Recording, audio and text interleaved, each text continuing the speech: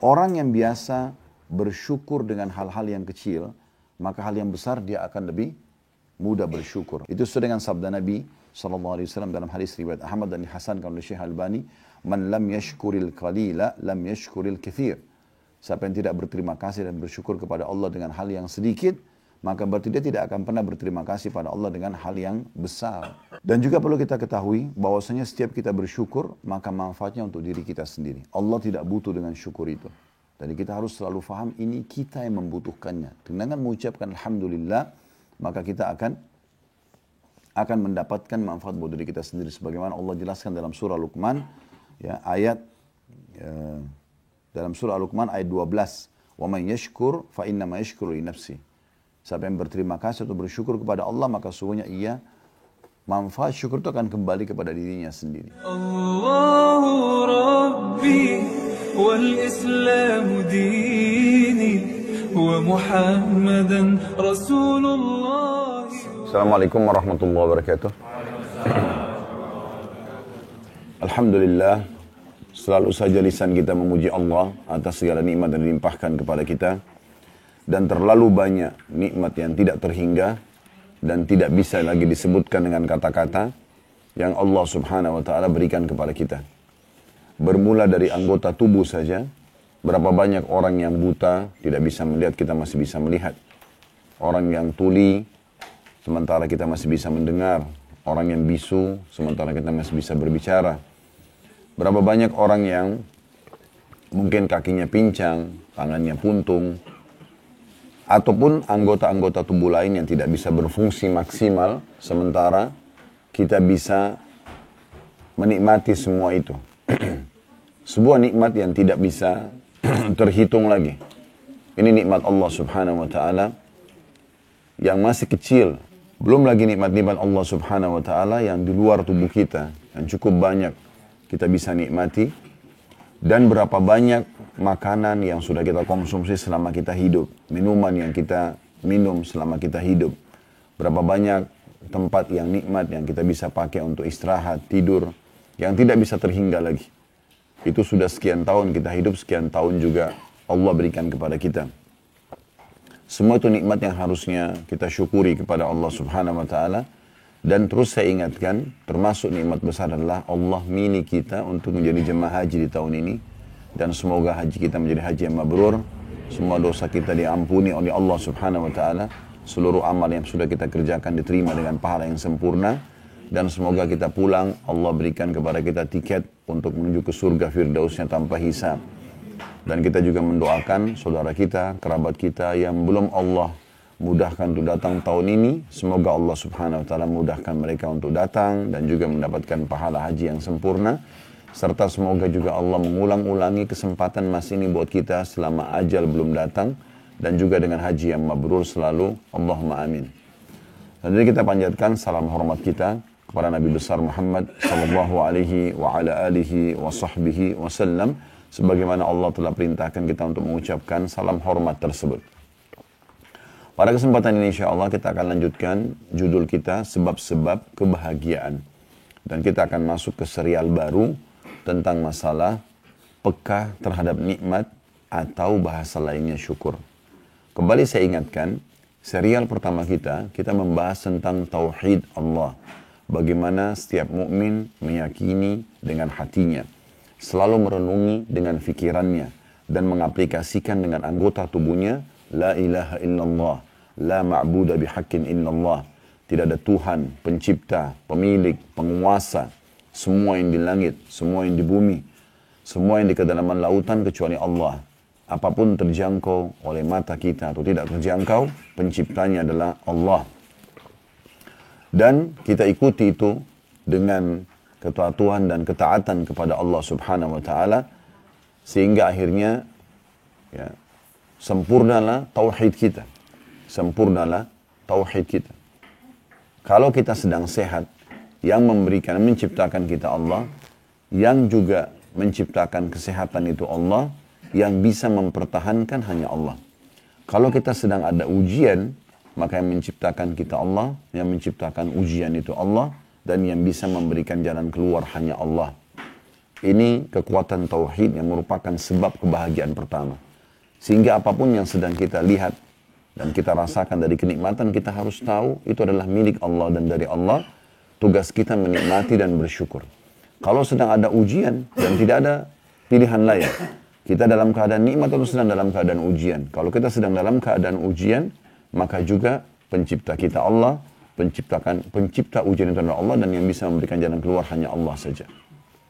Sudah kita jelaskan panjang lebar dengan kisah-kisah pada pertemuan itu. Semoga tentu diberikan manfaat, dan saya yakin Bapak Ibu tetap butuh untuk terus belajar. Kalau lihat di playlist YouTube kami, ada beberapa judul ceramah yang kami rekomendasikan untuk terus diulang-ulangi. Yang pertama itu, judul Kenalilah Tuhanmu, Engkau Akan Bahagia. Ini lebih dari 2 jam kami membahas panjang lebar tentang masalah mengenal Allah Subhanahu wa Ta'ala. Kemudian juga ada, saudaraku, inilah pondasi agamamu. Inilah pondasi agamamu. Kemudian juga ada bahasan-bahasan yang lain yang cukup banyak berhubungan dengan masalah akidah ini. Kemudian kita sudah bahas juga sebab-sebab kebahagiaan serial 2, yaitu masalah introspeksi diri. Bagaimana setiap orang di antara kita selalu muhasabah dan juga ya, memperbaiki dan meningkatkan kualitas dari ketaatannya kepada Allah. Kemudian juga kalau ada dosa segala dia bertaubat. Kita juga sudah memberikan contoh-contoh cukup banyak berhubungan dengan masalah ini. Kita juga sudah membahas sebab-sebab kebahagiaan yang ketiga, masalah menuntut ilmu syar'i. Bagaimana setiap orang di antara kita akan bahagia pada saat dia tahu mana boleh dan mana tidak boleh. Dan begitu banyak keutamaan yang Allah Subhanahu wa Ta'ala berikan kepada para penuntut ilmu, sudah kita bahas juga panjang lebar. Serial keempat kita, sebab-sebab kebahagiaan, sudah dibahas kemarin terakhir di Hotel Syaza tentang masalah pengabdian abadi. Bagaimana setiap orang di antara kita selalu sibuk dari ibadah ke ibadah yang lainnya. Selalu sibuk dari zikir ke zikir yang lain, baca ayat Quran ke ayat Quran yang lain. Kemudian juga dari apapun yang halal, yang dibolehkan nikmatin kepada halal yang lain. Dan seorang mukmin dan mukminah harus paling jauh dari apapun yang diharamkan. Selama itu haram, mau mudah, mau banyak, ditinggalkan. Selama itu halal, sedikit pun dinikmati. Kita sudah berikan contoh bagaimana Imam Ahmad rahimahullah justru makan banyak dari masakan Imam Syafi'i karena itu adalah halal. Dan bagaimana para ulama salaf sangat menjauhi hal-hal yang haram. Baik, kita akan masuk pada serial kita yang kelima, sebab-sebab kebahagiaan ini, yaitu tentang masalah peka terhadap nikmat. Nah, ini poin penting sekali. Karena peka terhadap nikmat ini artinya kita betul-betul selalu saja dalam setiap detiknya yang kita lihat adalah nikmat Allah. Dan dengan ini, maka semua yang kita anggap sebagai sebuah ujian akan jadi kecil. Bahkan kita anggap juga bisa berbalik, kita anggap sebagai sebuah nikmat. Hal-hal mungkin yang kita anggap kurang baik. Misal kita anggap kurang baik itu lapar misalnya. Haus misalnya. Capek misalnya. Karena orang kalau ditanya, apakah Anda mau haus? Jawabannya tidak. Mau lapar? Enggak. Mau capek? Enggak. Mau sakit? Enggak. Orang semua jawabnya enggak. Tapi berarti kan seakan-akan itu bukan nikmat ya. Tapi kalau kita peka teman-teman sekalian, kita akan menyadari itu adalah nikmat yang sangat besar. Karena kalau tanpa lapar kita nggak enak makan. Tanpa haus kita nggak enak minum. Bukan nggak enak sih dalam arti kata tidak bisa menikmati nggak, tapi beda. Dengan tanpa capek kita nggak enak istirahat. Sekarang contohnya, kalau kita sudah makan kenyang, anggap kita makan makanan yang enak, kemudian kenyang. Setelah itu, dihidangkan lagi makanan terenak di dunia dan termahal. Setelah kenyang, apakah kita masih mau makan? Enggak kan? Cuma 2-3 orang yang jawab ini. Hah? Berarti semua masih mau makan kalau kenyang? Oh enggak, Alhamdulillah. Soalnya saya nanya cuma 2-3 orang yang jawab. Dalam hati beda. Kalau dalam hati itu pas saya tidak nanya. Kalau saya nanya berarti saya butuh jawaban. Umumnya orang kalau sudah kenyang kan tidak mau makan ya. Seenak apapun makanan itu, semewah apapun kita sudah nggak mau makan. Kenapa? Sudah kenyang. Tapi coba kalau kita lapar, nasi, tempe, sambal, lahap sekali kita makan. Berarti kalau kita lapar, sekarang mulai hari ini ke depan kalau sudah belajar, jangan bilang aduh lapar. Bilangnya apa? Alhamdulillah lapar. Ini sederhana. Kenapa? Karena dengan lapar itu kita enak sekali makannya. Coba kita bayangkan teman-teman, kalau kita lagi tidak haus. Terus ditawarin, Pak, Bu mau minum apa? pasti kita akan milih. Oh, saya mau teh hangat, saya mau teh. Karena memang lagi tidak haus kan. Tapi coba kalau kita lagi haus, saya mau air es yang dingin. Dan kita nikmat sekali minum. Coba kalau kita lagi puasa, pas buka puasa minum air dingin. Kan nikmat sekali. Berarti haus itu bukan sebuah ujian sebenarnya. Gitu kan? Begitu juga kita pada saat kalau dari pagi, tidur terus sampai malam, misal. Terus malam disuruh tidur lagi, kira-kira masih bisa tidur? Coba kita kalau dari pagi, aktivitas, sampai menjelang maghrib atau isya, aktivitas, malam kita diberikan kesempatan tidur. Begitu enaknya kita istirahat tidur, karena memang capek. Sekarang sakit misalnya, hal yang mungkin orang semua tidak mau. Baik, tanpa kita sadari teman-teman sekalian, ternyata sebuah nikmat ada tersirap di situ. Karena dengan kita misalnya lagi flu, lagi demam, terus di depan kita ada orang minum air es, ya, dia sehat, kita lagi meriang, dia malah sehat. Kita baru menyadari, oh ternyata waktu sehat itu enak banget. Bayangkan kalau kita nggak pernah dikasih sakit sama Allah. Mungkin kita kufur. Justru semua itu adalah kendaraan-kendaraan untuk mensyukuri nikmat Allah subhanahu wa ta'ala. Selalu teman-teman, lihat orang yang di bawah kita. Jangan selalu patokannya orang yang di atas. Kita tidak akan pernah bersyukur kalau kita lihat orang yang di atas. Kalau kita mau tahu bagaimana besarnya nikmatnya Allah, saya kadang-kadang di Jakarta, supaya melihat nikmat Allah besar misalnya dengan rumah yang Allah berikan, walaupun kita misalnya punya rumah tidak seberapa besar, coba jalan di gang-gang, kita lihat rumah-rumah orang. Itu betul-betul subhanallah rumah dengan petak yang kecil dalam gang-gang di Jakarta itu padat sekali. Depannya lagi gang di jalan kecil, dekat kecil itu got lagi. Gimana caranya mereka jalan? Kadang-kadang 2-3 orang sudah mepet. Saya pernah masuk di belakang satu rumah sakit, saya tidak usah sebutin. Waktu itu pas azan mau cari masjid. Kebetulan keluarga saya lagi berobat di situ. Terus saya cari, Pak, cari security mana masjidnya Pak? Karena di situ cuma ada tempat sholat kecil. Terdengar azan. Oh di belakang rumah sakit ada Pak. Saya jalan masuk di gang-gang itu. Subhanallah Allah perlihatkan rumah-rumah kecil-kecil. Ya, dempet-dempet semuanya. Jalannya juga kecil. Kalau saya jalan ada orang lain jalan. Di sebelah kami kiri kanan got ini. Jadi harus mepet-mepet. Jalan jauh. Tempatnya masuk, sholatnya turun ke bawah lagi. Tapi orang-orang hidup di sana. Ada yang jualan di situ. Ada yang ngobrol depan rumahnya bahagia saja. Tegur-tegur sapa sama tetangganya. Yang seperti ini harus dilihat teman-teman. Supaya kita yang ada di komplek perubahan ini, oh ternyata luar biasa nikmat. Jangan lihat selalu rumah yang lebih besar di komplek sebelah. Gak akan terima kasih sama Allah.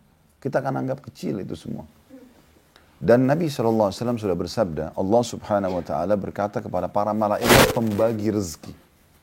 Lapangkan rezeki hambaku ini, karena kalau engkau lapangkan dia akan bersyukur. Dan sempitkan rezekinya hambaku ini, karena kalau kau bukakan maka dia akan kufur. Allah lebih tahu. Makin kita peka terhadap nikmat, makin melimpah Allah kasih. Lisan kita selalu alhamdulillah, alhamdulillah, alhamdulillah. Terus kita juga berbagi dengan orang yang makin melimpah, pasti. Tapi kalau sedikit berkeluh, semuanya serba salah, semuanya serba kurang, gitu kan. Sedikit saja ada kesalahan yang dari pelayanan orang di rumah sakit misalnya itu apa, kita sudah ngamuk-ngamuk sana sini, tapi lupa dengan orang yang sudah antri 2-3 hari misalnya. Ada orang yang mungkin tidak bisa masuk ke rumah sakit itu, contoh misalnya. Begitu banyak, kita harus peka. Makanya saya berikan judul peka terhadap nikmat. Bukan hanya sekedar bersyukur. Bagaimana kita peka melihat semua nikmat Allah SWT.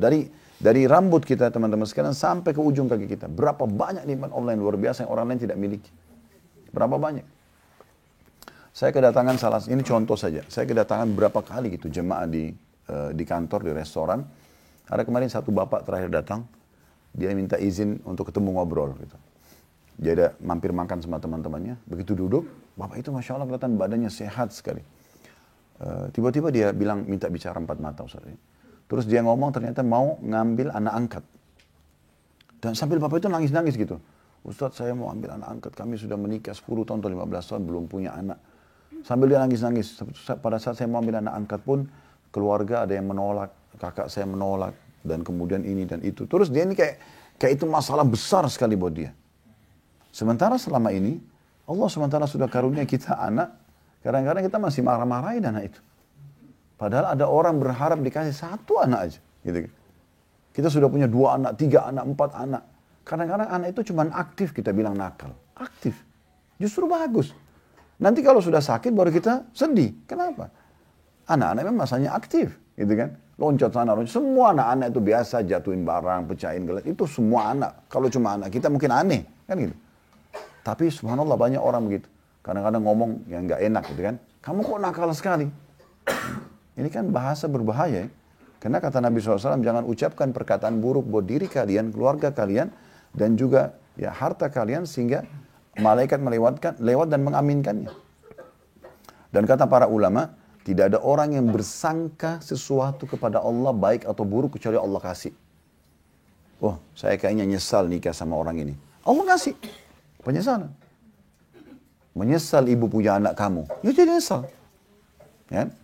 Ini sering saya sampaikan di pengajian. Syekh Sudais, hafidhahullah. Beliau sekarang bukan cuma imam haram, tapi pemimpin 2 haramain. Ya. Mekah sama Madinah ini beliau ketuanya gitu. Salah satu waktu pernah diwawancarai, ditanya di sini, sekarang kan imam paling senior beliau ya, dari masa Raja Fahad, Raja Abdullah, sekarang Raja Salman, 3 raja beliau masih hidup. Dan memang dari doa-doanya kalau lagi malam 27 Ramadan, ya, itu kalau teman-teman pas dengarin dan ngerti artinya itu luar biasa. Beliau minta terus dipanjangin umur, dalam keadaan sehat, dan memang Allah kasih itu. Depan mata kita bisa lihat bertahun-tahun suaranya tetap begitu bagus, padahal sudah tua. Pernah ditanya, apa kata kunci rahasia Anda bisa sukses seperti ini? Sampai luar biasa gitu. Ya saya pernah teman-teman sekalian berdakwah ke Irian, masuk ke satu wilayah pedalaman, itu dari Jakarta ke Timika ke daerah itu lagi, masih naik pesawat Twin Otter 1 jam ke daerah Agats, naik masuk lagi ke Atsi namanya, jauh sekali. Mungkin sekitar, kalau saya tidak salah 3 jam naik speedboat lagi. Masuk ke dalam pedalaman bener. Di sana ada satu masjid umat Islam buat, dan lagi diputar tilawahnya Syekh Sudais, gitu kan, sebelum azan gitu. Saya sebenarnya berpikir pada saat ini, Syekh Sudais kalau tahu suaranya sampai bergema di hutan, mungkin beliau sedih kali bergembira dengan Allah SWT. Tapi luar biasa Allah sampaikan begitu. Tahu apa rahasianya? Pada saat ditanya, apa rahasianya? Dia bilang doa ibu saya. Kata yang wawancarai, memang apa doa ibu Anda? Dia bilang, saya dulu waktu kecil, kalau nakal atau aktif, ibu saya selalu mengatakan, pergilah ke haram, semoga kau jadi imam haram. Itu perkataan ibunya. Jadi bukan bilang, kamu nakal sekali, kamu begini dan begitu, nyusahin ibu, enggak. Pergilah ke haram, semoga kau jadi imam haram. Itu terus ibunya doa. Ucapin, jadi doa. Berapa banyak kita nggak peka hal seperti ini. Kenapa kita tidak mengatakan, nak, semoga Allah berikan kau hidayah. Kita bilang pada pasangan, semoga Allah berikan kau hidayah. Semoga engkau lunakkan hatimu. Semoga Allah berikan petunjuk. Kenapa kita nggak seperti itu? Kenapa kita teman-teman sekalian susah sekali mengucapkan salam dengan pasangan kita atau dengan keturunan kita? Padahal assalamualaikum artinya semoga keselamatan dunia akhirat engkau dapatkan. Itu assalam, kebahagiaan dunia akhirat, keselamatan. Warahmatullah, semoga rahmat. Rahmat itu rezeki. Selalu engkau dapatkan, dan juga wabarakatuh, semoga itu cukupkan. Ya, setiap ketemu kita harusnya mengucapkan itu. Kata Nabi SAW, ya, orang muslim yang terbaik adalah orang muslim yang kalau bertemu dengannya, dia mulai dengan salamnya. Kenapa kita malas sekali ucapkan? Berapa banyak orang yang harusnya setiap hari komunikasi sama istri atau suaminya, atau orang tua sama anaknya tidak ucapin salam. Ya, di sini di Saudi, teman-teman sekalian, jangan aneh, jangan merasa asing. Cuma kalau orang-orang dari negara lain, saya memang tidak melihatnya. Tapi kalau di sini di Saudi ini, kalau kita naik ke lift, misalnya di tempat-tempat umum mereka yang biasa kumpul, karena di sini kan lagi kumpul jemaah haji ya. Nah biasanya di tempat-tempat umum di luar itu, kalau kita lagi di lift, ada orang masuk, pasti salam. Assalamualaikum warahmatullahi wabarakatuh. Naik di pesawat, kita naik di pesawat, kalau Saudi Airlines misalnya, saya sering dapat gitu. Duduk di bisnis kelas, ada orang masuk, Assalamualaikum. Di ekonomi lewat, dia Assalamualaikum. Di bus umum, Assalamualaikum warahmatullahi wabarakatuh. Begitu orang salam, biasa sekali. Saya pernah satu kali naik di lift di PGC, di Pasar Grosir Cililitan waktu itu, mau sholat di lantai 7 kalau nggak salah. Begitu saya masuk, liftnya agak penuh. Terus saya salam, Assalamualaikum warahmatullahi wabarakatuh. Semua mata orang lihat saya aneh. Oh iya. Maksudnya siapa orang ini salam? Waktu itu memang saya belum dikenal di media seperti sekarang ya. Orang pada bertanya semua. Karena biasanya kita terbiasa salam sama orang yang dikenal kan. Kan ini aneh. Apa kata Nabi SAW waktu ditanya, Islam apa, amalan apa dalam Islam yang paling baik? Paling Allah cintai, paling besar pahalanya, paling mudah memaafkan dosa-dosa. Kata Nabi SAW, tuti'imut ta'am, berikan makan orang lain, traktir orang lain. Ya.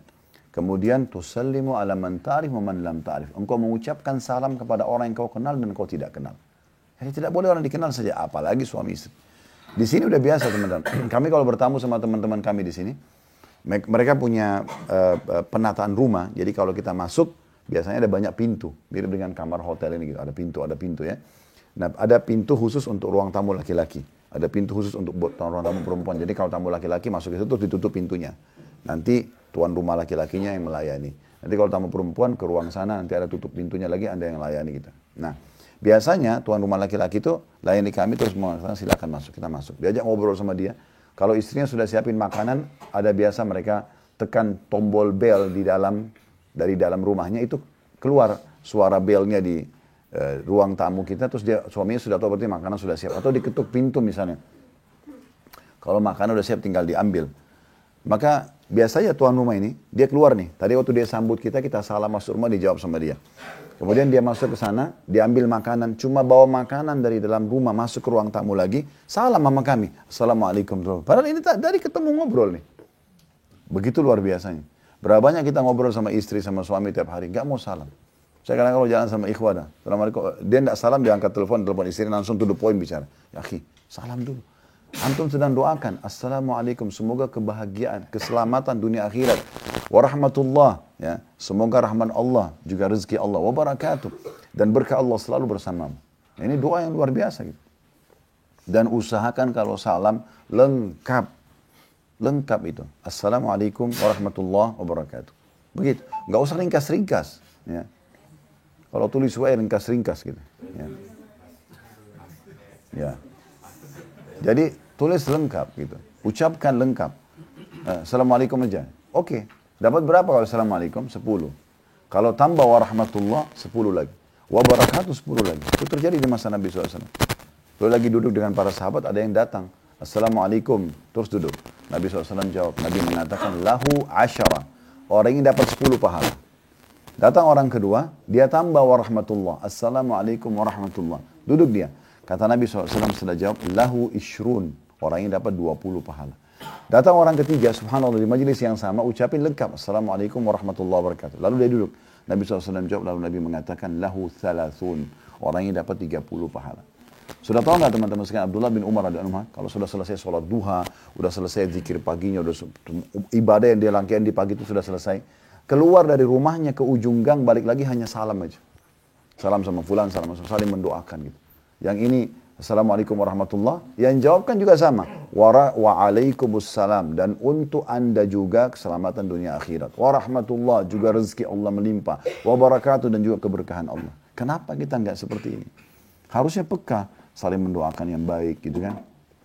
Ini poin luar biasa yang harus kita ketahui. Dan terlalu banyak tentunya nikmat Allah subhanahu wa ta'ala. Intinya, lihat orang yang di bawah, kata Nabi SAW, kalian akan lebih mudah untuk bersyukur. Syukuri. Jangan lihat orang yang di atas kita, karena pasti akan ada ya, orang di atas kita. Secara ekonomi, secara paras wajah, postur tubuh, pasti ada saja orang di atas kita. Tapi itu bukan untuk kita jadikan tolak ukur. Nabi SAW mengatakan, lihatlah orang yang di bawah kalian, maka kalian akan lebih peka. Nabi SAW menganjurkan kita selalu menjenguk orang sakit supaya kita tahu tentang nikmat ya, kesehatan yang kita sedang miliki gitu kan. Bahkan Nabi SAW mengatakan disuruh ziarah orang sakit dan beliau mengatakan siapa yang menziarah saudaranya maka dia akan dapatkan Allah akan datangkan 70.000 malaikat yang memohon ampun untuknya sampai sore hari. Kalau dia jenguk saudaranya sakit pagi hari itu malaikat 70.000 doakan dia sampai sore hari. Kalau dia jenguk sore hari ya walaupun cuma 5-10 menit misalnya maka ada 70.000 malaikat yang mendoakan dia sampai pagi hari. Begitu terus. Contoh misalnya untuk kita tujuannya sebenarnya untuk supaya kita mengetahui oh ini masih ada banyak orang yang sakit dibandingkan saya gitu ya. Saya masih sehat, saya masih begini dan begitu. Ini contohnya. Kita berapa kali disuruh ziarah kubur misalnya. Kata Nabi SAW, saya dulu larang kalian di Mekah ziarah kubur, karena memang waktu itu masih banyak kuburan orang kafir, umat Islam yang sangat sedikit jumlahnya. Maka sekarang di Madinah ziarah karena dia mengingatkan kematian. Supaya kita sadar, oh saya masih hidup, masih punya peluang untuk beramal soleh. Nah begitu. Kita peka dalam masalah-masalah hal seperti ini.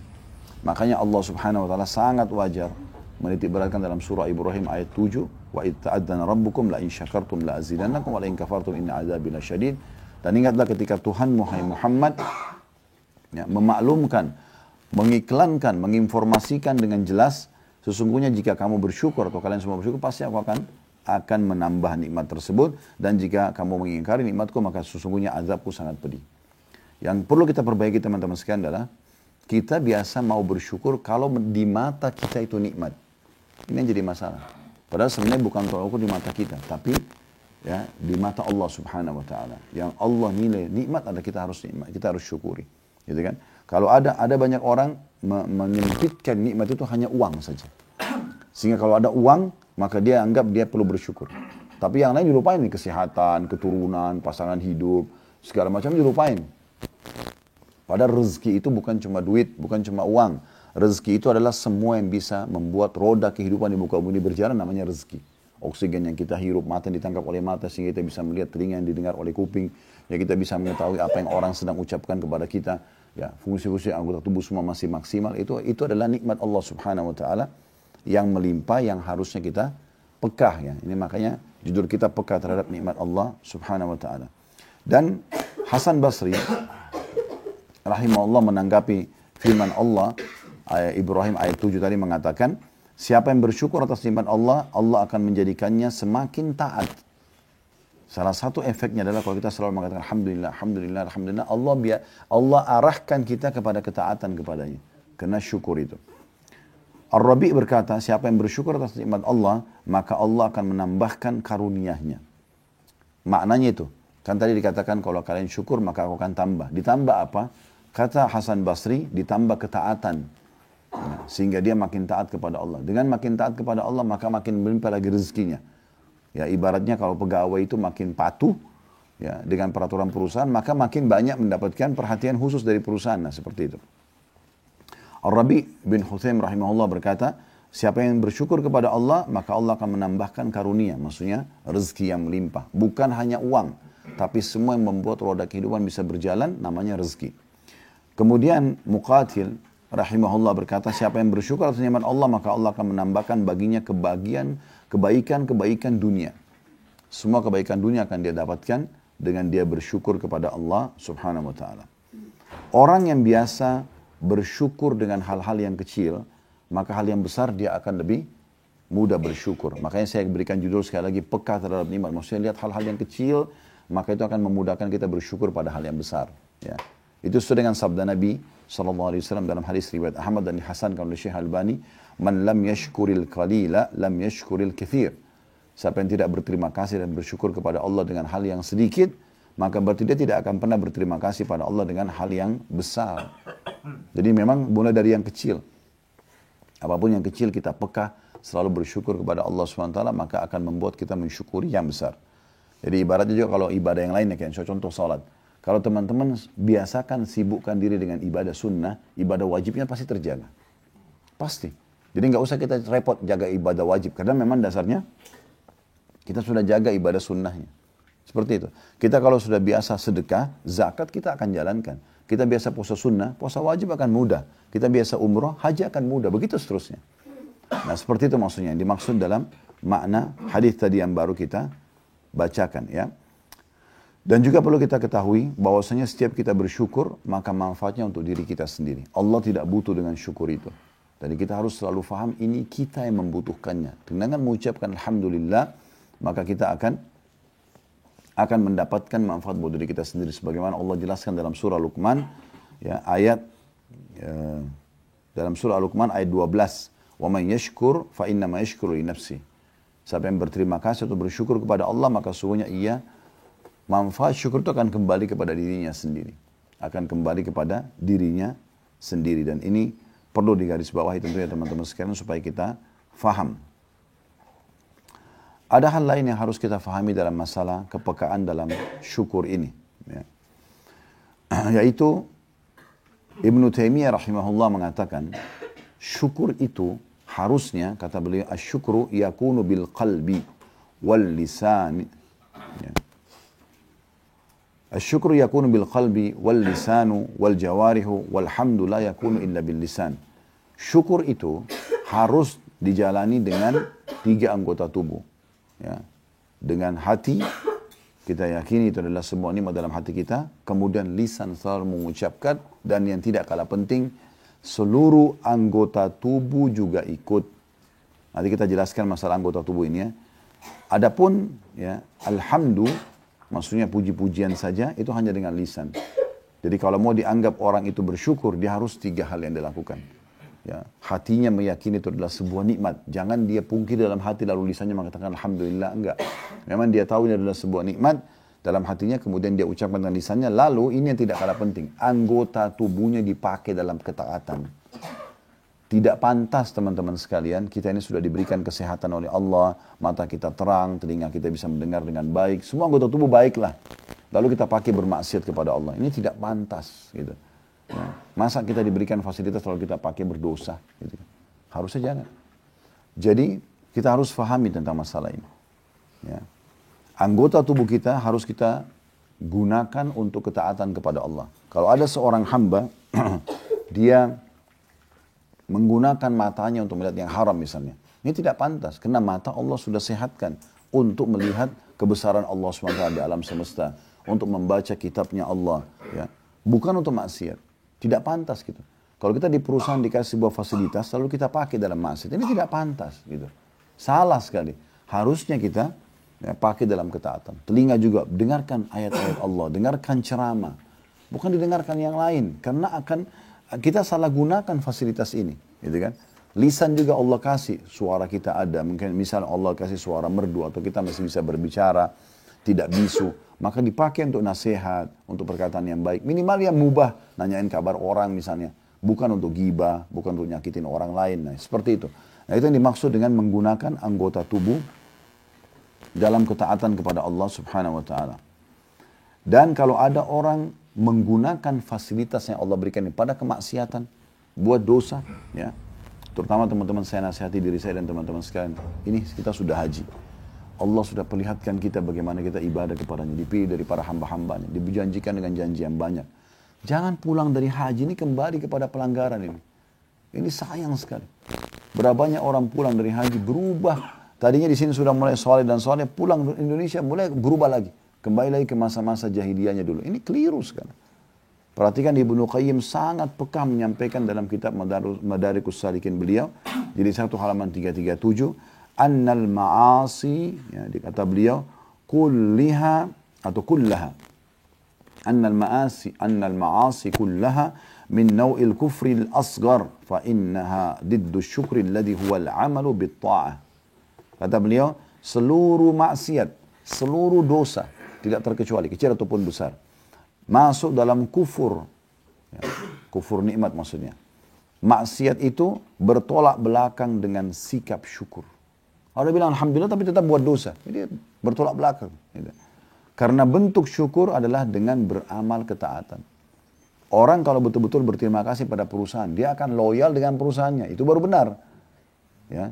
Bentrok dong kalau dia mengatakan misalnya, oh saya kerja di sini, saya bangga. Tapi di belakang dia rusak namanya perusahaan, itu kan tidak mungkin. Atau dia pakai fasilitas yang dia salah gunakan misalnya, itu tidak mungkin. Nggak ketemu. Yang benar adalah kalau dia dikasih kebaikan, maka dia justru membalasnya dengan kebaikan. Nah ini poin penting. Ya. Ibnu Qayyim juga mengatakan bahwasanya rukun syukur itu ada 3. Ada rukunnya, wajib kita fahami. Yang pertama, mengakui nikmat itu berasal dari Allah. Jadi kita betul-betul akui ini adalah dari Allah Subhanahu wa Ta'ala. Kemudian yang kedua, memuji Allah atas nikmat tersebut, mengatakan alhamdulillah. Yang ketiga, meminta tolong untuk menggapai ridha Allah dengan memanfaatkan nikmat dalam ketaatan. Jadi ini tadi gunakan nikmat itu dalam ketaatan. Kekuatan ini untuk ketaatan, mata ini untuk melihat yang halal, telinga untuk mendengar yang halal, lisan mengucapkan yang halal, tangan menjamah yang halal, kemaluan menyentuh yang halal, kaki melangkah ke tempat yang halal. Dan harus ada perubahan. Gak bisa kita teman-teman sekalian merasa selalu cukup dengan apa yang sudah kita lakukan, tidak. Selalu kita meningkatkan kualitas tersebut. Ya. Justru termasuk juga rasa syukur kepada Allah Subhanahu wa Ta'ala. Itu kalau kita tadinya pernah melakukan pelanggaran, sekarang kita tutupi pelanggaran itu dengan kebaikan-kebaikan. Saya kasih contoh. Pernah dengar Abu Jahal ya, Fir'aun umat ini, ya, diberikan julukan Fir'aun umat ini, meninggal dalam keadaan kafir di perang Badar. Tapi subhanallah Allah kasih hidayah anaknya bernama Ikrimah. Ikrimah ini jahatnya dulu sebelum Islam sama dengan Abu Jahal ayahnya, persis sama. Karena dia ungkapin sendiri, radhiyallahu anhu. Di pembebasan kota Mekah, Ikrimah masuk Islam. Setelah masuk Islam, pada saat itu awalnya dulu kebencian dalam Islam. Dia tidak mau dengar Al-Quran, tidak mau dengar Nabi. Pokoknya intinya ini musuh diperangi. Sampai dia pembebasan kota Mekah, pasukan besar masuk di sini, umat Islam 10.000 orang menguasai Mekah. Mereka tidak bisa lagi melawan. Di saat itu dia mulai duduk merenung. Ada apa ini? Kekuatan apa yang sedang masuk ke kota dia? Kemudian dia coba dengarin Al-Quran dengan merenungi dalam bahasa Arab. Dia ngerti bahasa Arab. Barulah masuk dalam iman dalam hatinya. Setelah itu dia mengatakan, ya Rasulullah, sungguh ini firman Tuhanku yang luput dariku selama ini. Lalu dia menangis. Lalu dia mengatakan, ya Rasulullah, ini bahasa dia yang perlu kita jadikan bahasan ya. Dia mengatakan, ya Rasulullah, mulai hari ini saya akan mengeluarkan infak sebesar dulu yang pernah saya keluarkan pada saat memerangi Anda. Agar Allah memaafkan kesalahan-kesalahanku. Jadi sebab dia dalam riwayat lain dia mengatakan apa? Ya Rasulullah, tidak ada satu kesempatan pun untuk memusuhi Anda. Baik menggunakan harta, menggunakan lisan, menggunakan kekuatan fisik, kecuali saya ikut. Sekarang saya akan balas semua itu untuk saya ganti. Harta saya akan infak untuk justru membela agama Allah. Lisan saya sekarang untuk membela agama Allah. Fisik saya untuk membela agama Allah. Dan betul Ikrimah buktikan itu. Betul. Beliau keluarkan hartanya sekian banyak untuk menutupi kesalahannya di masa lalu yang dulu dia infakkan dalam maksiat. Kemudian betul juga dia lisannya selalu digunakan berdakwah, nasihatin orang. Padahal dulu musuhnya Islam yang luar biasa. Sama-sama ayahnya, persis sama. Anak sama ini kembar memerangi Nabi SAW. Dan mereka tidak mau masuk Islam hanya karena merasa kenapa dari sukunya Nabi Muhammad keluar Nabi. Kenapa Abu Jahal itu ditanya.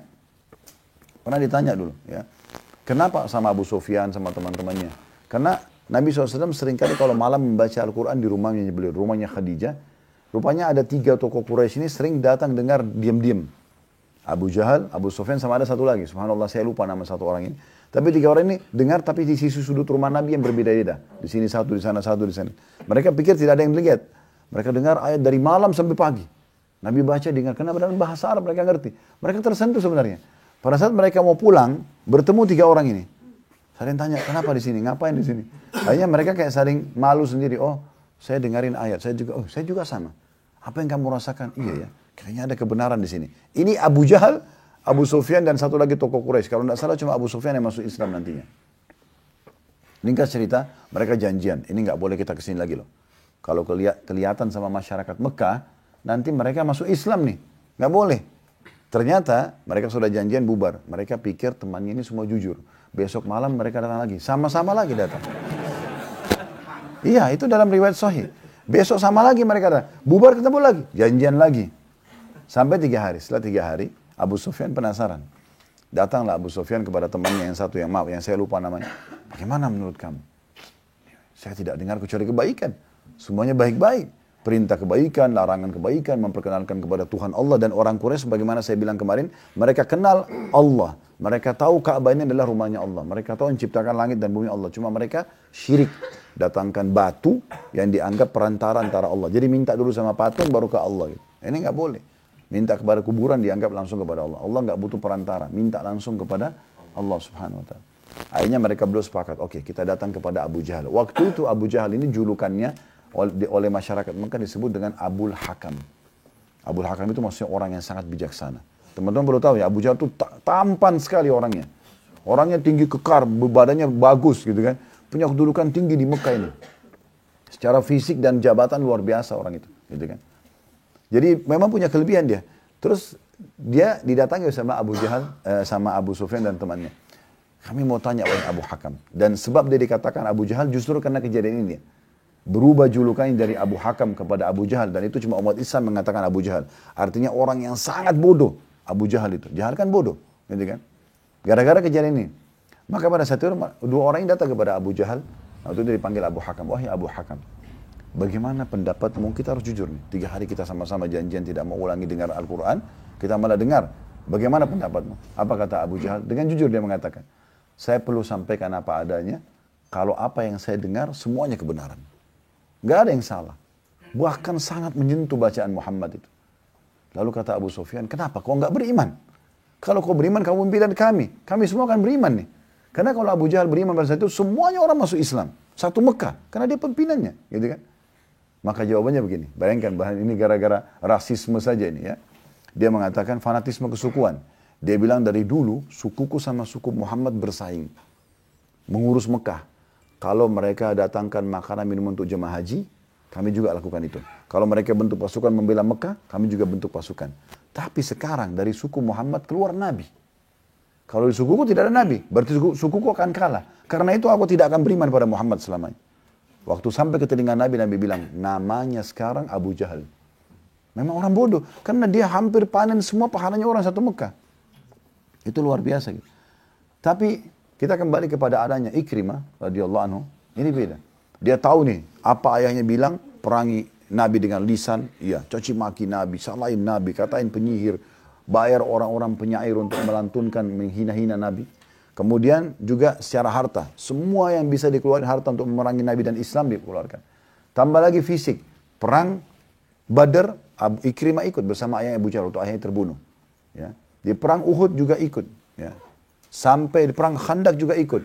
Nah terakhir pembebasan kota Mekah baru dia masuk Islam.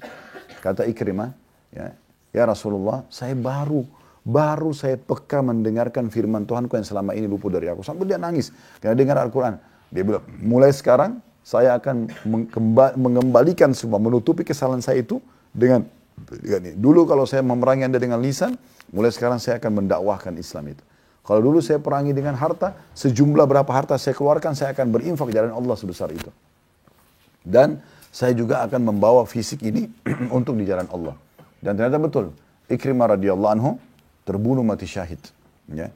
Terbunuh mati syahid dalam salah satu peperangan. Jadi memang teman-teman dari kisah ini yang perlu kita sampaikan adalah bagaimana seseorang kalau nikmat Allah melimpah pada dia, jangan gunakan pada kemaksiatan. Kalau pernah digunakan dalam kemaksiatan, kesehatan ini, mata, telinga, segala macam, harta kita yang melimpah kita pakai maksiat, sekarang harusnya kita balik setelah faham ini.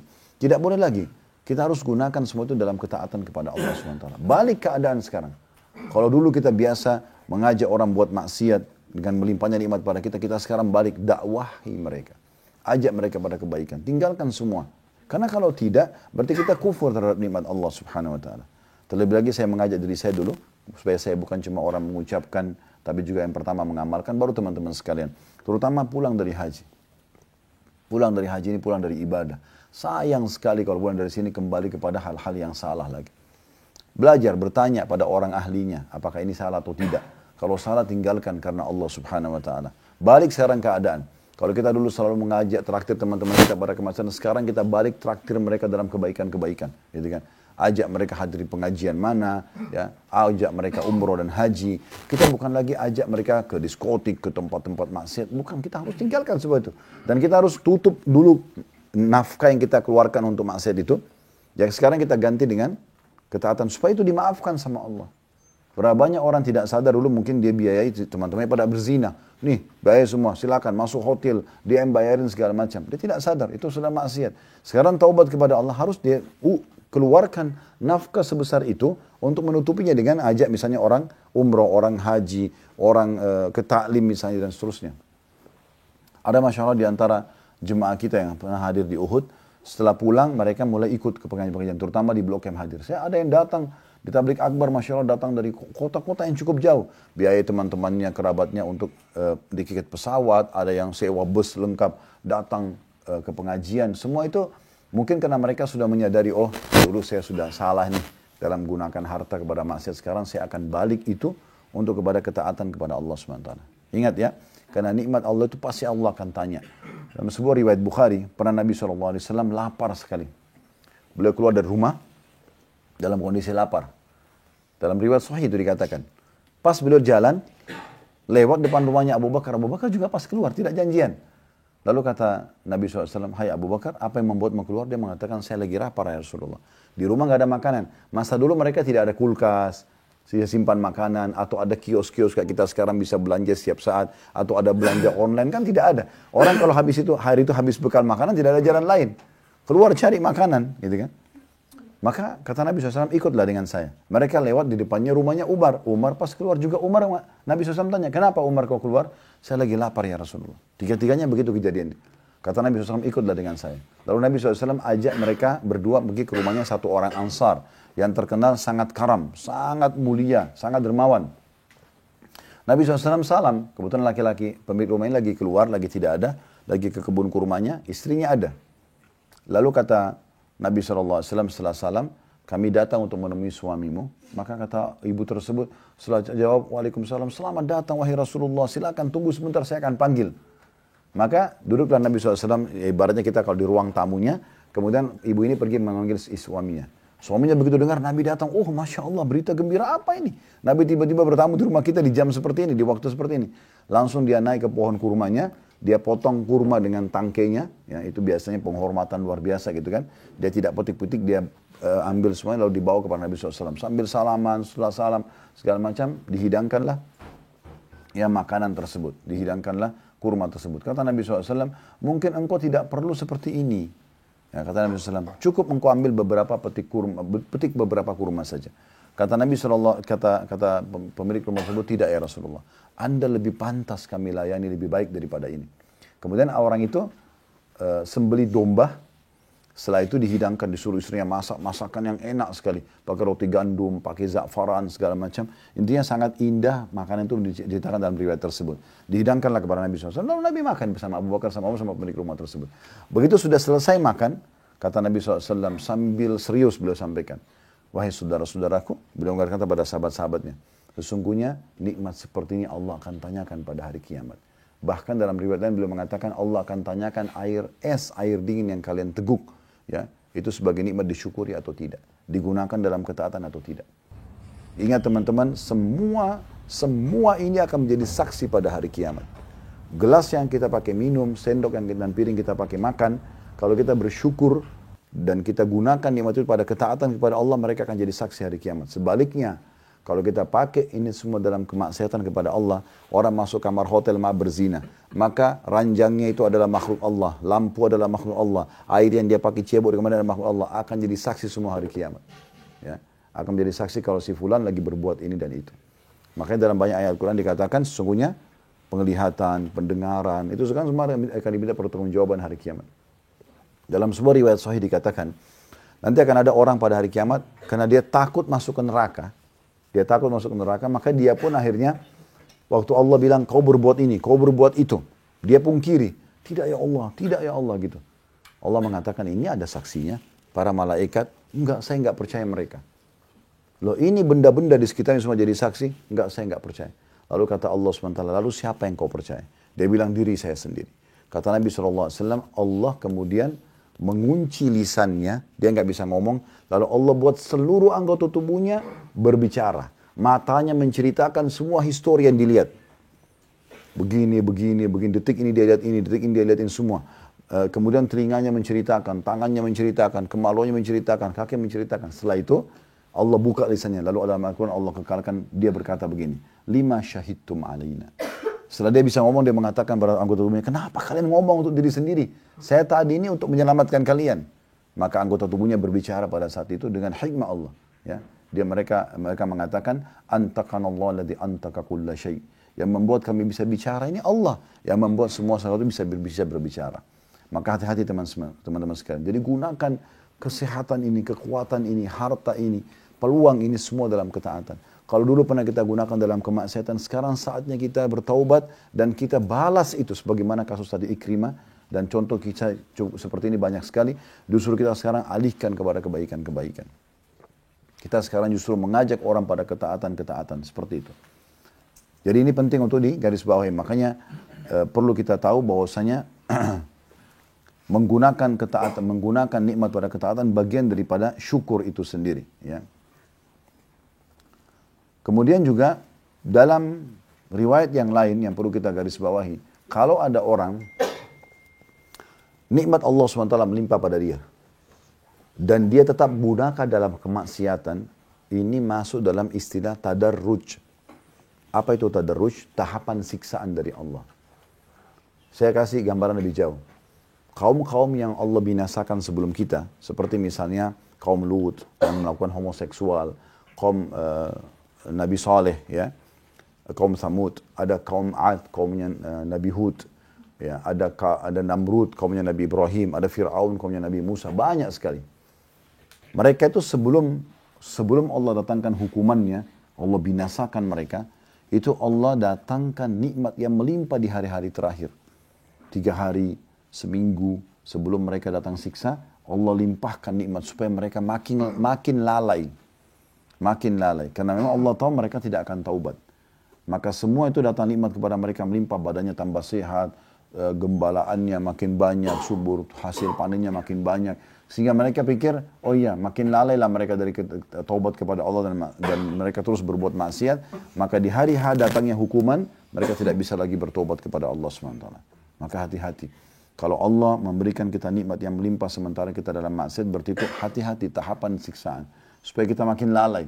Oleh karena itu jangan digunakan dalam kemaksiatan teman-teman sekalian. Kita semua pasti punya dosa, bukan berarti kita suci. Tetapi jangan gunakan setelah mendengarkan pengajian seperti ini, kelebihan yang Allah berikan, harta, kesehatan, dan seterusnya, justru kepada dosa kepada Allah SWT. Tidak pantas kita gunakan anggota tubuh dalam dosa, sementara ini adalah sebuah nikmat yang harusnya kita syukuri. Nah itu tadi yang disampaikan. Dan kata Nabi SAW, wa inna rajula la yuhramur rizqa bidzambi nusibu, ya, atau yusibu. Sesungguhnya seseorang itu bisa terhalangkan dari mendapatkan rezeki yang harusnya didapatkan justru karena dosa yang dia lakukan. Dari satu sisi, dia bisa dijadikan itu adalah tahap siksaan, sehingga dia makin lalai. Atau sisi lain, ada banyak rezeki yang harusnya sampai pada dia tertahan justru karena dosa yang dia lakukan. Abu Hazim rahimahullah berkata, wa amma man syakara bilisanihi wa lam yashkur bi jami' a'dha'ihi, adapun orang yang cuma bersyukur dengan lisannya tapi tidak dengan anggota tubuhnya, famathalu kamathal rajulin lahu kisa'un fa akhadha bi tarafi falam yalbishu falam yanfa'u dhalika min al-bardi wal harri wal thalji wal matar. Jadi seperti ibaratnya orang yang cuma lisannya mengatakan alhamdulillah tapi tetap anggota tubuhnya buat dosa, ya tetap melakukan maksiat kepada Allah, ya. Siapapun yang bersyukur dengan lisannya namun tidak bersyukur dengan anggota badan lainnya, itu seperti seorang yang mengenakan pakaian. Ia ambil ujung pakaiannya saja. Dia tidak pakai semuanya. Tidak dikenakan seluruhnya. Maka pakaian tersebut tidak akan memberikan manfaat untuk melindungi dirinya dari dingin, panas, salju, ataupun hujan. Jadi ibaratnya seperti itu. Ya. Oleh karena itu kita harus hati-hati. Muhammad bin Ahmad ya, menukil sebuah statement lain dari Abu Hazim rahimahullah. Beliau mengatakan, kullu ni'matin la tuqarribu minallahi azza wa jal fahiya baliyah. Semua nikmat yang tidak digunakan untuk mendekatkan diri kepada Allah, ya justru harta digunakan jalan Allah, lisan digunakan untuk nasihatin orang, ya, atau mata digunakan untuk melihat yang halal, telinga mendengar yang halal, tangan menjamah yang halal, kemaluan yang halal, kaki melangkah pada yang halal. Semua nikmat yang tidak digunakan pada ketaatan kepada Allah, fahiyya baliyah, maka itu adalah musibah. Itu adalah musibah.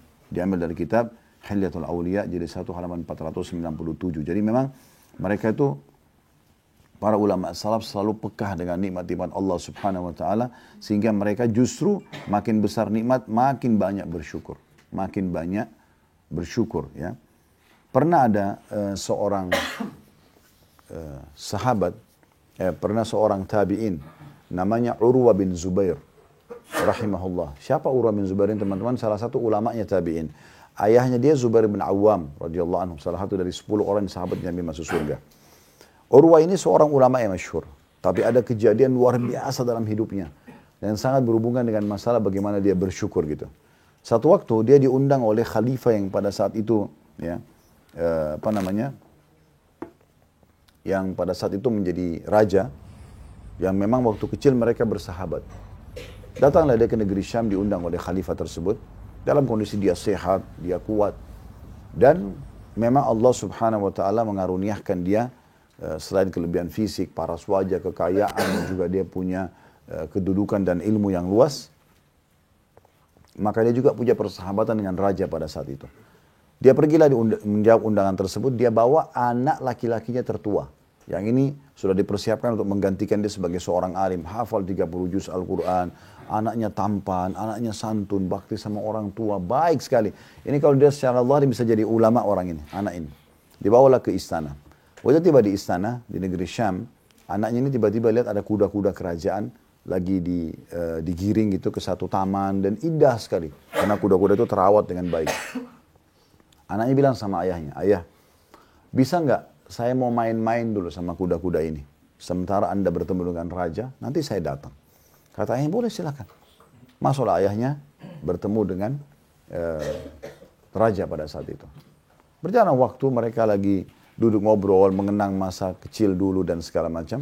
Tiba-tiba ada satu prajurit masuk pamit, buru-buru. Datang buru-buru, pamit. Ya. Waktu dia pamit, masuk, kata si khalifah, tidakkah kau tahu hari ini saya punya tamu khusus? Kenapa harus memotong pembicaraan kami? Dia bilang, mohon maaf karena ada berita penting. Apa beritanya? Anaknya Urwah, yang tadi yang laki-laki yang tampan, yang hafal Quran, yang dia siapkan untuk jadi ulama itu, beliau pada saat lagi melihat kuda-kuda tersebut, karena asyik dia sangat dekat dan ada satu ekor kuda sempat menendang ya anak ini ke dadanya dan tiba-tiba meninggal dunia. Ini kejadian nyata. Anaknya wafat pada saat itu. Khalifah kaget. Bagaimana bisa? Kuda yang mana? Mana pengawal gitu? Ya. Tapi sudah terjadi. Yang unik luar biasa pada saat itu Khalifah panik karena ini tamunya dan ini memalukan bagi dia. Sekaligus memilukan bagaimana bisa tamu harus dibiarkan anaknya ditendang kuda dan mati. Ini mati bukan cuma luka biasa, luka aja sudah memalukan bagi dia, apalagi meninggal dunia. Waktu dia lagi panik, dia heran melihat sikap Urwah rahimahullah. Ini ulama yang luar biasa. Pada saat mendengar berita tersebut dengan sangat tenang, dia mengatakan, Inna lillahi wa inna ilaihi raji'un. Kami milik Allah, kami akan kembali kepada Allah. Allah sudah takdirkan, ya sudah. Biarkan saya melihat jenazah anak saya. Enggak cerita, dia datang teman-teman sekalian, dia lihat jenazahnya memang sudah meninggal. Maka dia yang mandikan, dia yang urus jenazahnya sampai akhirnya dikuburkan. Ini pada hari yang sama ya, perhatikan ini. Berentetan musibah datang kepada beliau dan bagaimana beliau menyikapinya dengan syukur yang luar biasa. Maka pada saat itu, dia pun mengurus jenazah, lalu dibawa turun. Diturunkan ke liang lahat.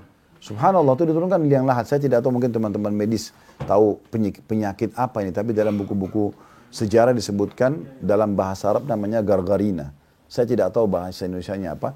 Tapi dalam buku sejarah itu disebutkan itu. Apa itu? Dia pada saat turun ke dalam liang lahat. Dia kakinya kena itu. Kena virus atau apa, bakteri apa itu namanya. Dalam bahasa Arab gargarina ini. Itu membuat kakinya tiba-tiba kayak membusuk si Urwah. Urwahnya ini. Si alimnya ini. Jadi baru saja anaknya meninggal. Dia urus jenazahnya. Terus dia turunkan ke liang lahat. Kakinya kena itu. Dan waktu itu tidak ada keputusan lain kecuali harus amputasi. Seketika pada saat itu. Karena kakinya tiba-tiba membusuk dan menjalar. Ada tabib terbaik istana. Dipanggil oleh khalifah. Bingung khalifahnya ini. Harus bagaimana nih? Tamu terbaiknya. Anaknya baru meninggal. Sekarang dia kena penyakit. Dan di pekuburan istana lagi. Maka dipanggil tabib terbaik bilang. Ini nggak bisa lagi khalifah. Ini sebatas ilmu kami ini harus dipotong segera. Kalau tidak, terus dia menjalar naik ke atas.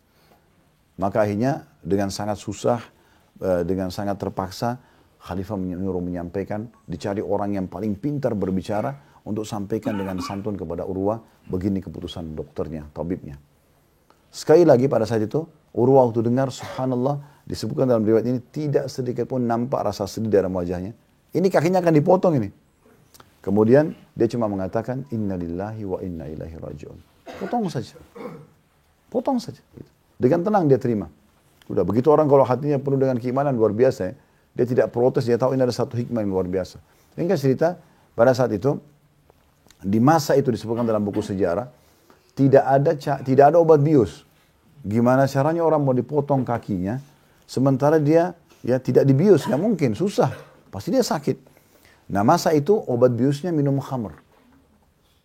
Diminumkan khamr. Biar dia mabuk, kemudian dipotong kakinya. Begitu zaman dulu. Didatangkanlah kendi khamr yang terbaik. Ini di istana raja pun tidak ada. Cuma dibeli dari orang-orang non-muslim. Dikeluarkan, cari. Karena waktu ditanya khalifah bilang, kita harus ikutin tabib apa boleh buat. Dibelilah khamr tersebut ditaruh di depannya Urwah. Waktu Urwah dengar, Urwah tahu ini kendi khamr. Dia tanya, apa ini? Kata orang-orang di situ, ini khamr. Untuk apa khamr? Kata tabibnya, wahai Urwah, wahai Tuan Urwah, kami diambil pisaunya, kami akan potong kaki Anda dengan pisau ini. Nih, kaki, kulitnya, dagingnya, ototnya, tulangnya kami akan potongnya sampai putus. Kalau Anda nggak mabuk, nggak mungkin. Kata Urwah, demi Allah, saya tidak pernah meneguknya di masa saya lagi sehat, apalagi saya akan teguk di masa saya sakit. Saya nggak mau. Bagaimana caranya? Para tabib ini datang lagi ke khalifah. Wahai Amir Mu'minin, tamu Anda tidak mau nih. Gimana solusinya? Oke, tidak ada solusinya kecuali tanya dia sendiri. Kira-kira bagaimana solusinya? Dibiarkan saja sehingga menjalar ke seluruh tubuh, atau dipotong kalau mau dipotong dengan cara apa? Kami nggak punya cara lain kecuali harus minum khamr. Tanyalah Urwanya, tabibnya tanya, lalu apa yang haram? Apa yang Anda ingin kami lakukan? Kata Urwa, ini kata-katanya mungkin sulit sekali kalau kita memang tidak sampai pada iman beliau. Beliau mengatakan, saya akan berzikir kepada Allah. Saya akan berzikir kepada Allah. Di saat kalian melihat wajah saya berubah memerah, maka saat itu potonglah kaki saya. Kata tabibnya baik. Tapi maaf, ada satu tertinggal. Rupanya sebelum waktu khamr ditolak, solusi yang kedua adalah didatangkan algojo yang besar badannya, yang memegang tangan, kaki, dan tubuh. Supaya nanti kalau dipotong, Urwa nggak berontak. Karena salah sedikit goyang ini salah potong nanti. Waktu datang algojo tersebut, Urwa tanya, ada apa ini? Untuk apa mereka? Kata mereka, kaki Anda akan kami potong, wahai Tuan Urwa. Harus Anda kami pegang. Dan tidak bisa orang sembarangan, harus yang kuat-kuat seperti ini. Kata Urwa, saya nggak butuh. Tidak usah pakai mereka. Nah, waktu itu yang ketiga lah ditanya kepada Khalifah. Kira-kira seperti apa? Kata Khalifah, tanya Urwahnya sendiri. Karena tidak ada solusi lain, harus dia yang berikan jawaban. Hanya waktu ditanya, kata Urwah, saya akan berzikir kepada Allah. Kalau kalian lihat wajah saya sudah berubah menjadi merah, maksudnya karena khusyuk dalam berzikir, maka potong kaki saya. Oke, dan lain-lain. Gak mau dipegang, gak mau minum khamar, dipotong kakinya. Kita bisa bayangkan luar biasa. Saya kalau ceritaan seperti ini, teman-teman, saya coba bayangkan, gimana ini? Pisau disentuhkan ke kulit, silet aja kena sedikit, sakitnya luar biasa. Ini dipotong pakai pisau dan harus kan proses ya. Kulitnya dulu, ototnya, kemudian tulangnya. Tulang kan itu nggak mudah. Gitu. Sampai terputus semua. Udah langsung mereka bilang, baiklah kalau gitu, kami akan lakukan. Kata tabib yang menceritakan dalam buku-buku sejarah. Anda bisa cek ini ya, kisah tentang Urwa bin Zubair rahimahullah. Dia bilang tabibnya, kami tunggu dia berzikir. Subhanallah, alhamdulillah, la ilaha illallah, Allah akbar, dia zikir sampai wajahnya memerah. Maka saya pun, kata tabib, memotong kakinya itu. Dan subhanallah sedikit pun tidak bergerak. Dia tidak gerakkan kakinya. Setelah dipotong pun dia masih berzikir seperti tadi waktu sebelum dipotong. Sampai kami mengatakan, Tuan Urwah sudah selesai. Maka dia mengatakan, alhamdulillah. Tidak bergerak ini. Ya. Ini kejadian nyata. Setelah itu teman-teman ada sesuatu yang lebih luar biasa ini. Masa itu, cara untuk memberhentikan darah kalau habis amputasi seperti ini, itu tidak ada jalan lain kecuali minyak dipanasi, lalu disentuhkan dengan minyak panas. Itu kisahnya. Supaya luka bakar berhenti. Begitu caranya dulu. Ini gimana caranya? Darah lagi ngucur. Mereka bilang lagi sama Urwa, wahai Urwa, ya Tuan Urwa, ini darah ngucur. Nggak ada jalan lain kecuali harus kami celupin potongan kaki Anda ini di minyak panas. Itu kisah nyata, coba silakan lihat. Ini bukan karang-karangan gitu.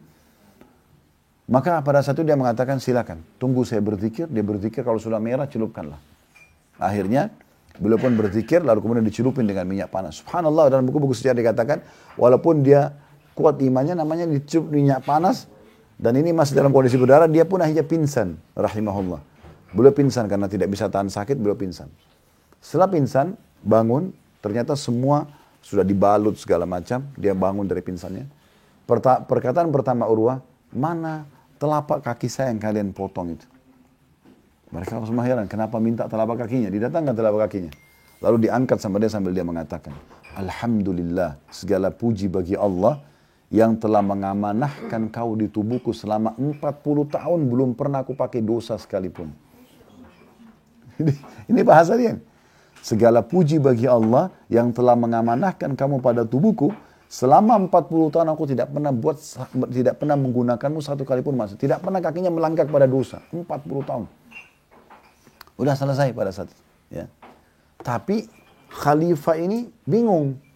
Gimana caranya menenangkan Urwah ini? Di hari yang sama menjadi tamu kerajaan, anak terbaiknya yang pertama meninggal dunia. Kakinya dia kena tadi gargarina itu dan harus dipotong. Ya. Plus lagi tadi harus dicelup pakai minyak panas segala macam. Bagaimana cara menenangkannya? Khalifah lagi bingung. Subhanallah, dengan hikmah Allah subhanahu wa ta'ala.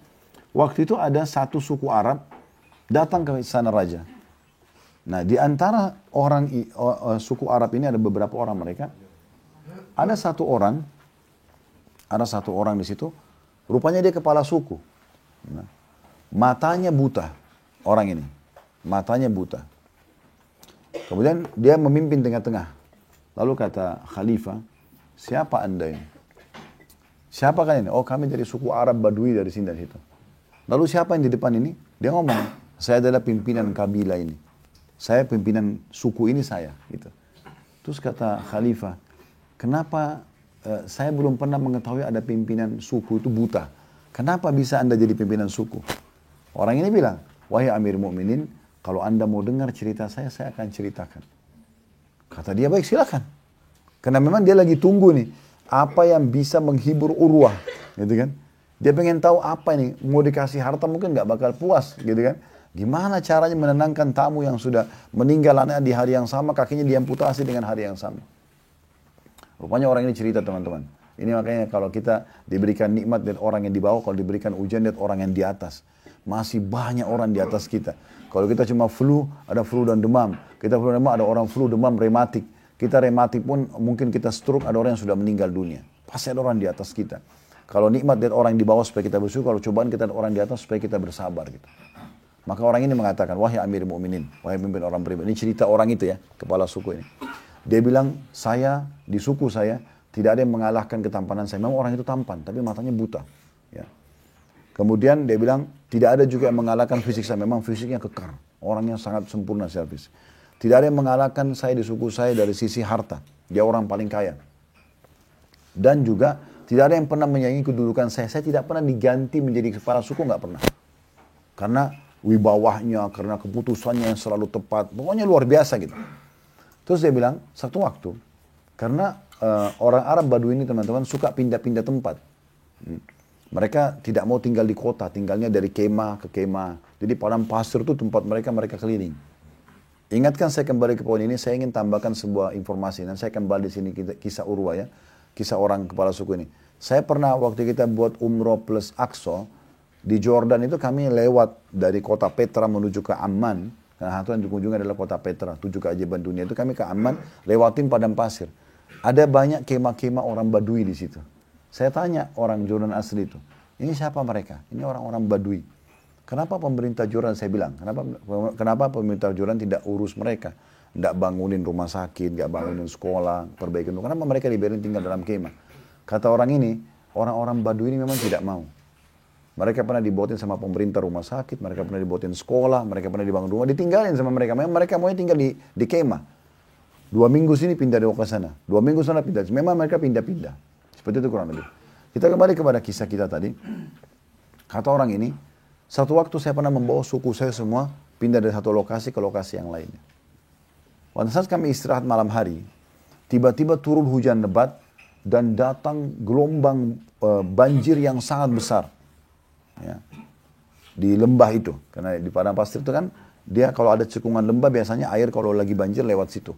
Maka semuanya ini terseret dengan banjir. Semua suku saya semuanya terseret. Bahkan saya seluruh anak-anak saya dan istri saya pun ikut terbawa arus. Semuanya mati, meninggal. Terbawa dengan arus di malam itu, satu malam itu ya. Terus dia bilang, setelah air itu hilang, saya sempat bergantung pada sebuah pohon. Gitu kan. Kemudian setelah air itu hilang, saya melihat ada 1 ekor unta dari semua unta kami yang terseret dengan ombak yang besar itu, yang masih ada di situ. Terikat tali kekangannya di satu pohon, dan akhirnya tali itu tidak putus. Dan ternyata ada bayi saya, anak saya yang paling kecil masih ada. Kemudian setelah itu saya turun dari pohon tersebut, kemudian saya berusaha untuk menyelamatkan bayi saya. Begitu saya mendekat, datang seekor serigala. Ini kisah nyata ya. Ini bukan di karang-karang kisah ini. Datang seekor serigala, tiba-tiba lebih cepat daripada saya datang ke bayi tersebut, lalu digigit kepalanya. Dibawa bayi itu pergi. Maka saya kehilangan pada malam itu, keluarga saya semua terbasuh, anak saya sendiri yang saya mau selamatkan, tinggal itu satu keluarga saya. Lalu saya mendekati unta saya. Unta itu karena mungkin stres, kena banjir segala macam, tiba-tiba itu saya mendekat, dia berontak, dan kedua kakinya diangkat, lalu kemudian menendang kedua mata saya, maka butalah saya. Wahai Amir Mu'minin, dalam satu malam, saya kehilangan seluruh anggota keluarga saya, kehilangan seluruh anggota suku saya, kehilangan seluruh harta saya, dan kehilangan mata saya. Semua satu malam. Tapi orang itu bilang begini, Alhamdulillah. Dia ucapkan begitu. Kata Khalifah, bawa segera orang ini ke Urwah biar menceritakan tentang kejadiannya. Karena berarti ada orang lebih berat daripada Urwah. Datanglah orang tersebut menceritakan kepada Urwah, lalu Urwah bersyukur kepada Allah dengan itu. Ketutupannya teman-teman sekalian, pulanglah Urwah ke Madinah. Dengan kaki yang hilang satu, anaknya pun sudah meninggal dikubur. Ya. Masa itu orang tidak ada telepon bisa informasikan ke istrinya, kalau ini anak kita begini, tidak ada informasi. Keluarga di Madinah tidak tahu apa-apa. Pergilah mereka sampai akhirnya di kota Madinah. Waktu tiba di Madinah, orang semua akhirnya tahu ceritanya. Orang pada datang, ada yang bertakziah karena anaknya meninggal. Ada juga yang menyebutkan tentang supaya sabar karena kakinya dipotong gitu kan. Tapi subhanallah, begitu mereka sudah banyak ngomong gitu, lagi kumpul, kata Urwah, duduklah sebentar. Lalu pertama ucapan Urwah begini, Alhamdulillah, Allah mengambil satu anak saya, Allah masih menyisakan 3, karena dia punya 4 anak. Bayangkan ya, jadi yang dia lihat, nikmat yang lebih, bukan yang dia lihat yang sedikit ini. Kan gitu. Jadi satu diambil, ternyata masih ada 3. Kalau kita kan mungkin tidak seperti itu cara lihatnya. Tapi ini dia, Alhamdulillah, dia jadikan ini bahan syukur. Allah ambil satu anak saya, masih ada 3 ditinggalkan. Allah ambil satu kaki saya, Allah masih sisakan 3. 1 kaki dan 2 tangan. Dan Alhamdulillah, begitu bersyukur kepada Allah SWT. Coba lihat, bagaimana besarnya nikmat Allah begitu. Kita sudah dikasih kaki masih sempurna, tangan, mata, telinga, segala macam. Jangan digunakan dalam dosa. Gunakan dalam syukur dan bertakwa kepada Allah Subhanahu wa taala. Ini yang sedang kita beratkan. Kalau Bapak Ibu pulang dan Bubu dari pengingat ini bawa pesan ini, saya sudah cukup buat saya. Gunakan anggota tubuh kita dan semua nikmat ini yang Allah berikan justru pada ketaatan kepada Allah Subhanahu wa taala. Kapan kita gunakan dalam kepada kemaksiatan, maka bisa masuk dalam bab tadarruj. Ya, tadarruj itu berarti tahapan siksaan. Tahapan siksaan. Ingat teman-teman sekalian, kesehatan yang Allah berikan, kesempatan yang Allah siapkan, kemudian juga bahkan waktu kosong, waktu lowong, itu sebuah nikmat yang luar biasa. Kata Nabi SAW dalam hadis yang sahih riwayat Bukhari dari hadis Ibnu Abbas radhiyallahu anhu, ni'matani magbunun fihi ma katsirun minan nas. Ada 2 nikmat yang banyak manusia tertipu dan lalai darinya. Kemudian beliau mengatakan as-sihhatu wal faragh, adanya kesehatan. Ini nikmat yang luar biasa dan juga adanya waktu lowong. Jadi kalau ada waktu lowong, saya lagi lowong, ini lagi apa? Justru gunakan dalam ketaatan. Ya. Syaitan selalu menunggangi waktu lowong kita justru untuk berbuat dosa. Justru hanya membuang-buang waktu padahal yang berbau maksiat kepada Allah Subhanahu wa taala. Ini tidak boleh, ya. Ini poinnya. Kita akan tutup teman-teman sekalian dengan beberapa poin, beberapa statement lagi. Ibnu Battal rahimahullah berkata, seseorang tidaklah dikatakan memiliki waktu luang hingga badannya juga sehat. Barang siapa yang memiliki 2 nikmat ini, waktu senggang dan nikmat sehat, hendaklah ia bersemangat. Jangan sampai ia tertipu dengan meninggalkan syukur pada Allah atas nikmat yang diberikan. Bersyukur adalah dengan melaksanakan setiap perintah ya, dengan nikmat itu dan meninggalkan larangan. Barang siapa yang luput dari syukur semacam ini, maka dia benar-benar tertipu oleh syaitan. Ya. Kapan dia gunakan nikmat Allah Subhanahu wa taala ini, waktu lowongnya, kesehatannya, kekuatannya, hartanya pada maksiat, berarti dia tertipu. Ini salah penempatan, harusnya digunakan dalam ketaatan kepada Allah Subhanahu wa taala.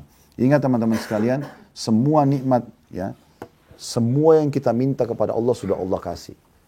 Kecuali beberapa poin yang memang dengan hikmah Allah, Allah tunda. Saya kasih contoh. Bukankah kita setiap hari lapar? Ya. Apa yang kita ucapkan? Lapar. Dapat makanan nggak? Dapat. Kalau tidak dapat, pasti kita tidak hidup sampai sekarang kan? Setiap hari kita haus. Bukan kita dapat haus, dapat air? Kalau kita cuma bilang haus. Bukankah setiap hari kita capek dan ngantuk? Baik, kita tidur. Kalau tidak tidur, berarti kita sudah meninggal sekarang. Kan gitu.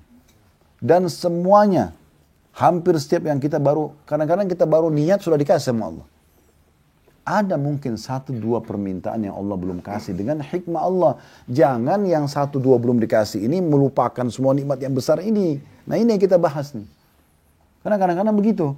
Kita ada satu yang kita harapkan Allah belum kasih. Kita minta jodoh, kita minta keturunan, kita minta satu proyek apa. Allah belum kasih. Kemudian ini membuat semua nikmat Allah yang hilang nih.